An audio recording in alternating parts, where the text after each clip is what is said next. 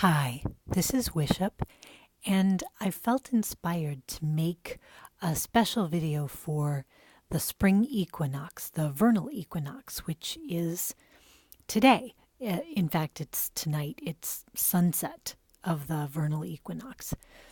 And the equinox, the two equinoxes and the two solstices, if I can say that, form sort of the quarters of the year. And so they can be important check-in points or transition points. And if you just think of the fact that we'll be going officially into Aries, and that we're going to have the first new moon in Aries, which is coming up, I think, on the 26th. This, for many people, is more like the new year. The new year starts right at the edge of spring, not in the middle of winter. So I thought there might be some interesting stuff out there, I guess in the ether or in the energy that might be interesting to talk about. And I will do a separate video for the Aries new moon. For any of you who noticed the lack of sound on the last video, I made a consolation video with some bonus stuff in it. And I put a link to that in the comments of that video. So if you check the comments, you'll find the replacement video link.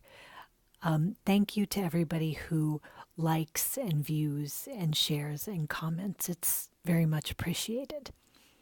Also, just to let you know, I often do put shadow cards, the foundation cards, the ones from the bottom of the deck. I typically put those in the description box if I don't talk about them during the video. So that being said, I felt inspired to do one tarot card, 2 Lenormand, and 1 oracle card, and we'll put it all together and see what happens. So let's start with these 2 Lenormand cards in the middle and see where we begin. Oops. Look at this. It's the sun again. We got the sun in the last video, and the sun, as it is in tarot, in Lenormand, is one of the best cards in the deck because it's luck and it's blessing and it's growth and illumination. It just casts a good aspect on whatever it is you're doing. And we were talking, or I was talking, in the last video from the full moon in Virgo about adoption of perhaps new health regimes or things having to do with health and healing and service. And for me, the tree card in Lenormand is also a card that signifies Virgo. So the sun, to me, is still shining on those kinds of endeavors. So if there have been new things that you've been trying to take up, new habits, for example, new health practices.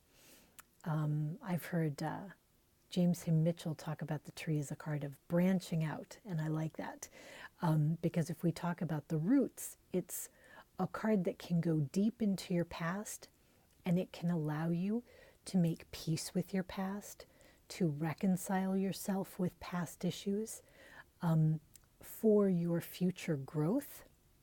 But if you think about what's going on at the crown of the tree, spring is really a time for new leaves, new buds, new blossoms. And around here we have a lot of blossoming fruit trees in the spring. So you get these just gorgeous trees full of blossoms. And so if I see the sun in front of tree, it's hard to think anything but kind of good things, good things blooming. And the tree is also a card of things that are long-term, They're stable and steady over the long term. So if you're starting new things right now, and of course with Virgo it can have to do with health, but Virgo is also a card that we think of as having to do with day-to-day routines, but also practical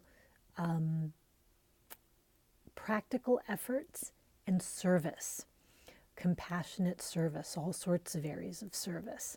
So if you're taking up some new form of service, some new form of healing, maybe you're offering a new kind of healing, or learning some new thing about your past, perhaps about your family, about genealogy, about traditions in your past, or things about health and healing, that kind of stuff, it's just so well aspected right now, and it looks so good, and it's been looking good. And so if these are habits that you don't have all the way perfected yet, it takes a while for a new habit to become ingrained.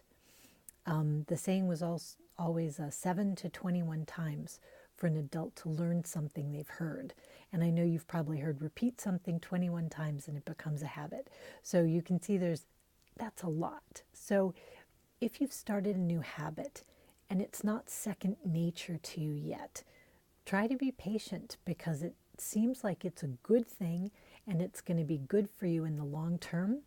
So just try not to be too hard on yourself. So let's go to the tarot card. I'm using the Pamela Coleman Smith Commemorative deck. So it's the Rider-Waite, of course, but it's also sort of based on her original drawing. So it's a little bit softer looking, almost like to me, it looks like an old newspaper cartoon in a way. So here we have the Six of Wands in reverse. So the Six of Wands is a wonderful card. It's a card of victory.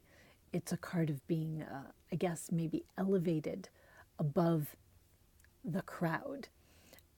It's also a card of Leo. It's a card of the sun in Leo. So it's Leo in his glory, right? So the fact that we have this in reverse, to me, doesn't mean no, definitely not, because we've got the sun card here. It might be saying that the things you're doing are really going to take root, if you will. You're going to know that you've made these big changes by summertime, because it hasn't happened quite yet. You haven't, I'd say, triumphed over the thing that you're hoping to triumph over, but you still have this beautiful sunny energy that looks like, to me, it's pushing you forward. And since I'm sort of putting this tarot in a little bit of a past position, if you will, this could be the thing that you've been trying to do or hoping to do.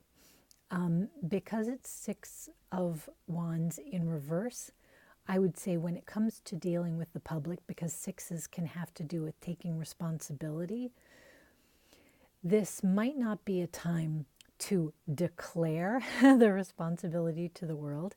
And that's the same thing I was seeing in the last reading. This isn't necessarily the time to step out with your crown and say to the world, I am the king. It is the time to be working on whatever you're working on, because within, it seems like, the next few months, your reputation is going to shift, is going to change, is going to become associated with these wonderful things that you are taking on now, or you're recognizing now, or you're improving now. So this doesn't mean, I don't think this means hurry up and wait, like we're not back into the waiting game. This is more a realize the sun is shining on you, but that little tree didn't grow from an acorn overnight, and the things that you're doing now will require a little bit of time and consistent effort.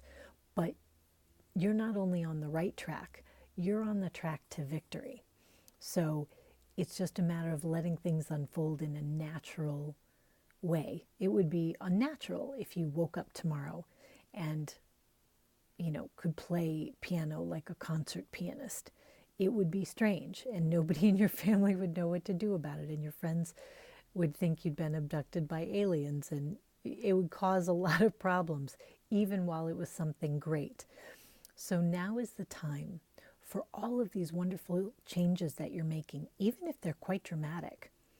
You're giving them this springtime to let them come to bloom and to really enjoy that process, so that when they bloom, it seems very natural, it seems wonderful, it's not going to be shocking or disruptive to you.